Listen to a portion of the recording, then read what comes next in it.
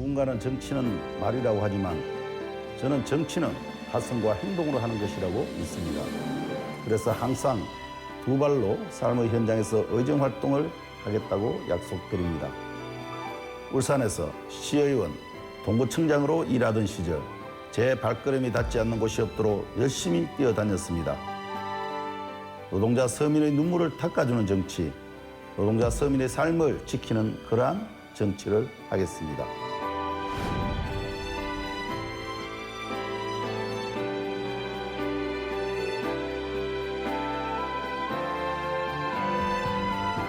안녕하세요. 울산 동구 국회의원 김종훈입니다.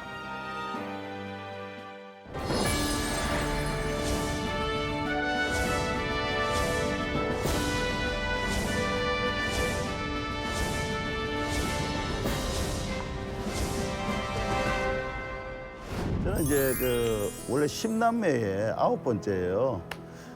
우리 누님들이 많고 아버님은 농사를 지었고 어머님이 이제 시장에서 장사를 했어요. 어머님이 이제 새벽 2시 첫 닭이 울면은 늘 나갔던 기억이 납니다. 집에 들어오시면 10시 뭐 이렇게 되었던 것 같고 한 서너 시간 주무시면 계속 나가고 이런 모습을 이렇게 보면서 자랐던 것 같습니다.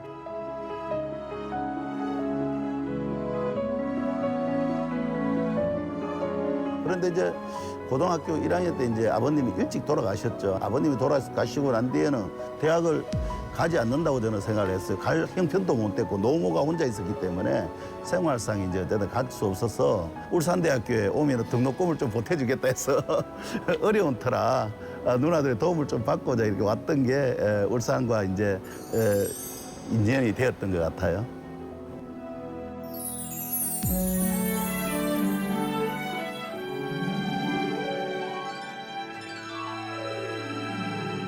(80년) 초반에 하루는 누가 그런 얘기를 하더라고요. 우리나라에서 군인들이 이 부분들을 정권을 차지하기 위해서 그렇게 한 거다 이런 얘기를 듣고 그게 수많은 사람들이 죽었다는 얘기를 듣고 정말 그럴까 이러면서 밤새 잠 못 자고 고민한 적이 있었어요. 그래서 제가 그때 결심한 게 있었습니다. 정말 이것이 사실이라면 이것을 제대로 어쨌든 간에 밝혀보는데 저도 함께 하겠다고 시작한 게 제가 살아가는 인생의 운동의 첫걸음이었던 것 같아요. 87년도에 노동자들이 이제 투쟁을 시작했어요. 많은 노동자들이 그때 구호는 한 가지였습니다. 인간답게 살고 싶다라는 구호를 걸고 첫 어쨌든 투쟁을 했습니다. 대학을 이제 졸업하기 이전에 4학년 때 대학을 포기하고 현대중공업이 있는 동구로 가서 일을 하겠다고 들어간 거거든요. 운동을 계속 하는 과정에서 이제 어머님이 쓰러지신 거죠. 가정과 사회라는 곳에서 두 가지 부분에서 엄청난 갈등을 한 적이 있었던 것 같아요. 그때 당시가 가장 힘들었던 것 같아요. 어머님이 중환자실에 갔을 때는 병원비를 이제 마련을 해야 되니까 한 2년 정도 이렇게 소위 말하는 노가다 이걸 이제 플랜터 일을 한 적이 있었어요. 그 과정에 이제 돌아가신 거니까 내가 가장 힘들게 어쩌면 살아가는 모습, 또 병원에도 중환자실에서도 안 계시겠다고 계속 나오시겠다고 그러고 이런 걸 보면서 그 마지막 순간까지 제가 편안하게 잘 모시지 못한 그런 마음이 좀 가슴이 무겁기도 하고 그렇습니다.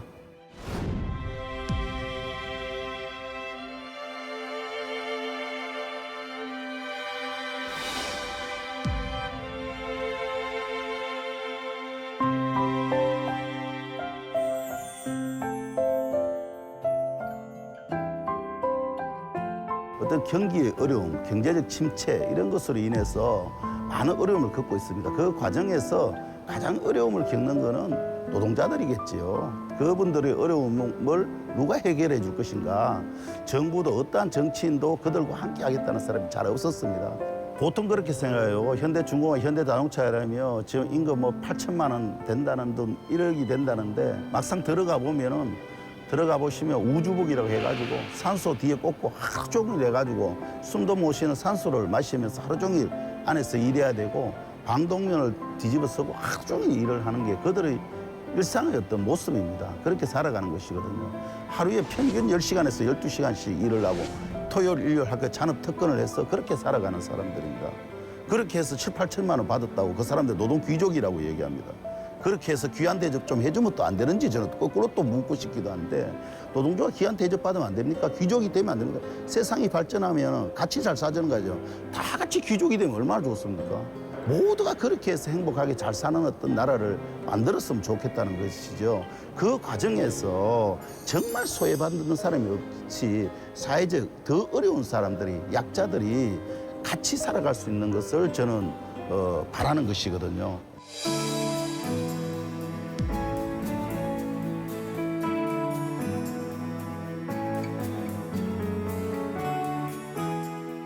불리한 정도가 아니라 너무 어려워요. 회의가 언제 열리는지 우리한테 연락도 잘해줘요. 갑자기 몇 시간 전에 문자가 날라와서 회의 언제 열리는구나 이렇게 알 정도니까요. 상임위 회의장에 가면 제일 끝에 앉아 있어요. 또 30명 정도 이제 산업위가 되다 보니까 끝에서 저보면 그 위원장 얼굴이 잘 안 보여요. 그럴 정도로 먼 곳에 있지만 네, 그날 그런 얘기를 했습니다. 자리는 비록 끝에 있지만은 일을 끝으로 할 수는 없다. 그러니까 함께 잘 좀 챙겨주시라 이렇게 얘기를 하고 정당 정치도 중요하지만은 국민을 위한 정치 또 국민에 의한 정치 이런 것이 돼야 된다는 생각을 하는 것이죠.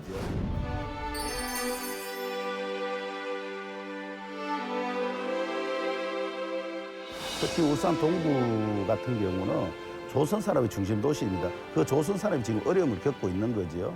노동자들을 일방적으로 해고하는 것으로 이 문제를 해결하려고 하고 있습니다.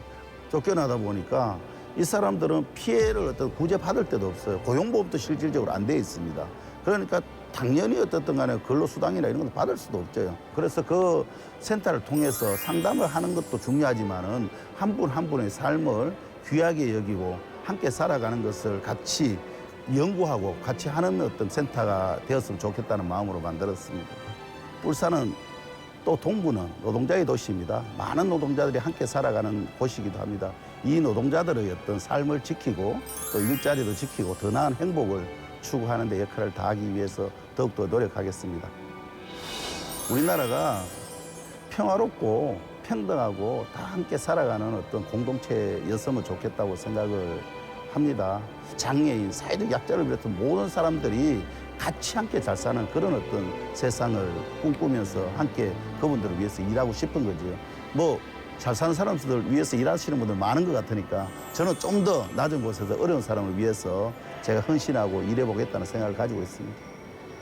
우리 집에 좌우명을 이제 사람답게 살자예요. 그래 우리 딸들이 어릴 때 와서 저한테 항상 물어보니까 아빠 우리 사람인데 뭐 또 사람답게 살아야 돼? 이렇게 물어본 적도 여러 번 있습니다. 사람이 사람답게 산다는 거는 너가 생각하는 친구도 위하고 더 어려운 사람을 위하고 이렇게 다 이렇게 함께 살아갈 수 있는 공동체 그런 것이 우리가 살아가는 아름다운 모습이고 그것이 진정 사람다운 것이다. 이렇게 얘기를 나눈 적이 있는데 그래서 저는 그런 어떤 사람답게 사는 그런 것을 꿈꾸면서 늘 사람답게 살자 이렇게 외치고 있습니다.